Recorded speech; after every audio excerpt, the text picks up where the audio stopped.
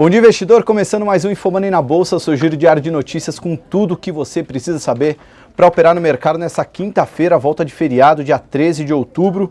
Os mercados começam o dia em queda, digerindo não só o pregão negativo dos ADRs, mas principalmente os dados decepcionantes da balança comercial chinesa, que está puxando as produtoras de commodity, Vale e siderúrgicas, liderando as perdas do Ibovespa nessa quinta-feira. Quinta-feira de agenda tranquila por aqui, então os ventos da agenda internacional que devem puxar o mercado para cima ou para baixo hoje. Pelo começo do dia, teremos um pregão de queda nessa quinta-feira.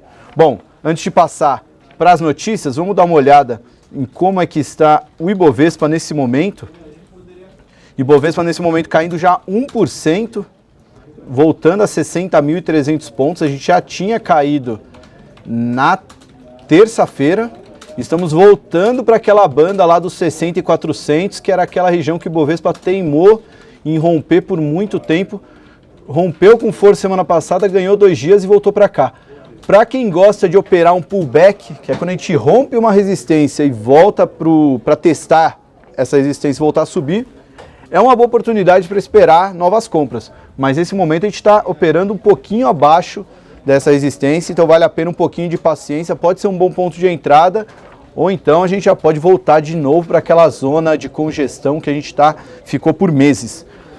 Ainda no mercado, o DI opera praticamente estável, o dólar futuro sobe um pouquinho, mas uma alta bem amena em comparação à queda do Ibovespa. O Ibovespa acaba caindo muito forte, principalmente pelas produtoras de commodity. Bom, primeiramente noticiário de ontem, né? Para quem descansou, que deve ser feito no feriado, né? Mas a gente acompanhou o mercado aqui, e principalmente porque tinha um evento muito importante, que era a ata do FONC, divulgada ontem às 15 horas, horário de Brasília.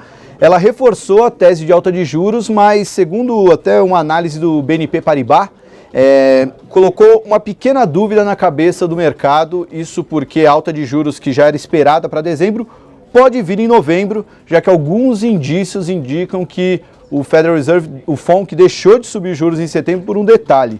Então, nas apostas do BNP, 65% de chance de alta de juros em dezembro e 5% de chance de alta de juros em novembro. Acredito que esse um mês de timing não traga tanto barulho para o mercado assim, mas vale a pena ficar de olho nessa questão de timing da política monetária norte-americana. Ainda nos Estados Unidos, hoje, meio-dia, vai ser divulgado aquele relatório semanal de estoques de petróleo. A gente sabe como isso afeta o preço do barril da commodity e, consequentemente, as ações da Petrobras. Vai ser divulgado quinta-feira, porque segunda-feira foi feriado nos Estados Unidos, então teve o delay, né? Normalmente é divulgado de quarta, nessa semana vai ser na quinta. Agora, a balança comercial chinesa, né? Para não me estender muito, mas vou falar a expectativa e o que foi, né? A balança comercial de setembro era esperado que viesse uma alta de 1% nas importações e uma queda de 3% nas exportações. A importação caiu 1,9%, ou seja, a economia chinesa consumiu menos bens fora do país do que o esperado, e a exportação despencou 10%, a queda esperada era 3%, né? Então, obviamente, isso mostra uma desaceleração mais forte da economia chinesa. Empresas que dependem diretamente do gigante asiático para ter resultados consistentes, como é o caso da Vale, acaba sofrendo com isso. Bom, na agenda política, vale a pena acompanhar. Michel Temer já falou que a reforma da Previdência vai afetar os direitos dos políticos. Rodrigo Maia, presidente da Câmara dos Deputados, falou que o Temer apoia a repatriação. E ainda sobre a repatriação, o ministro da Fazenda, Henrique Meirelles, disse que a proposta é adequada. Só lembrando, não tivemos quórum para votar a repatriação na terça-feira, deve ficar para o final do mês. Então, vale a pena ficar ligado com isso, porque há uma grande expectativa de entrada de recursos aqui no Brasil por conta dessa mudança na repatriação. E ainda na agenda, vale a pena só citar, porque pode ser alguma novidade nos terminais de notícia, principalmente. Hoje, 1h da tarde, o Henrique Meirelles tem almoço com o Ilan Goldfein, presidente do Banco Central. A Ana Paula Vescovi se reúne com representantes do Banco do Brasil às 15 horas e com o chefe de Departamento de Finanças Públicas do FMI às 5h30. E o Mansueto de Almeida se reúne com representantes do BID às 15 horas e com representantes do Banco Mundial às 16 horas. Esses são os destaques da pauta política e econômica. Dos destaques corporativos, já tenho 3 aqui em mãos. Vamos dar uma olhada nas ações. Telefônica, oi. Embraer e Eletrobras. Começando aqui com a Oi, vamos dar uma olhada nas ações da companhia. Oi subindo 2,5%, uma alta até modesta, perto da volatilidade do papel nos últimos dias. A notícia sobre Oi é que o Roberto Navarro, que é o CEO que vai assumir a Telefônica Brasil em janeiro de 2017, disse em entrevista que está de olho em alguns ativos da Oi. Isso deu uma animada nas ações da companhia nesse começo de pregão. A Telefônica Brasil, por sua vez, vamos dar uma olhada aqui no gráfico de Telefônica Brasil.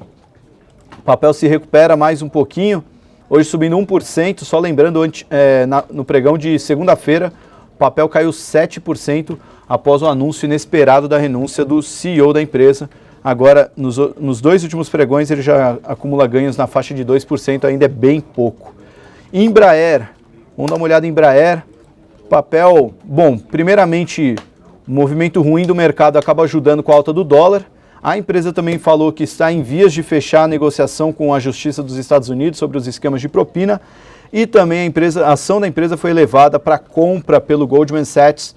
Hoje ela sobe 0,8%, apesar da alta modesta, é uma das boas altas do Ibovespa nesse começo de dia, né? Olhando para dentro do Ibovespa, temos Marfrig Energias do Brasil, Telefônica e Natura subindo mais de 1%, a Embraer aparece subindo na faixa de 0,9%.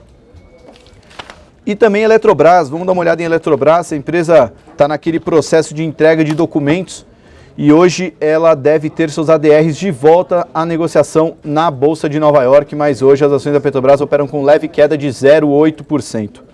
Bom, olhando para dentro do Ibovespa, não tem como não destacar setor de mineração e siderurgia, Usiminas, Bradespar e Vale caindo na faixa de 3,5% a 3%, 2,5% a 3,5%, liderando as perdas do Ibovespa. Aparece junto a Hipermarcas, ainda não encontrei uma notícia que justifique a queda de Hipermarcas, a gente vai dar uma pesquisada aqui, mas a ação cai 4% nesse começo de dia e entrou em leilão, assim como as ações da Ambev. Saiu uma notícia na Bloomberg falando de dor de cabeça da Ambev por causa de mudanças na tributação, o papel cai 2,5% e entrou em leilão também, já está em leilão há 8 minutos. A ação da Ambev, dois grandes papéis com peso significativo no Ibovespa que contribuem para o dia de queda. No mais, Petrobras cai na faixa de 2%, Itaú cai na faixa de 0,8%, Bradesco 1,6%, o dia mais de queda do que de alta e o Ibovespa assim volta a operar perto dos 60 mil pontos. Na agenda então, meio-dia estoques de petróleo, lá nos Estados Unidos, pode mexer com Petrobras. Acompanhar o noticiário dessas grandes empresas Hipermarcas e Ambev que pode ter barulho a mais nessas duas empresas que não têm tanta volatilidade no dia a dia e estão caindo bem forte hoje.